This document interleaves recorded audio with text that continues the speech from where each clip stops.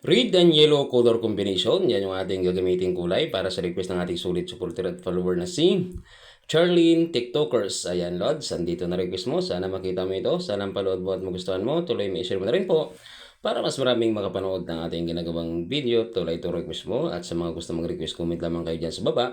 At sisikapin natin magawa lahat yan. At sa mga naka-request naman po, ipaghintay lamang at pag-ibangan dito sa ating lettering series. At malay po ninyo sa inyo na yung ating susunod na gawin. At hindi po imposible magawa natin yan. Dahil tulad to kay Charlene, ay ginagawa na natin sa kanya. Abangan nyo lamang ang promise. Gagawin natin yan. Gamit natin sa kanyang request na pangalan na kulay ay yung latex color Toledan Red. Yan yung ating napili para po attractive at maganda tingnan sa white na background. Dahil po napakatingkad ng kulay ng Toledan Red.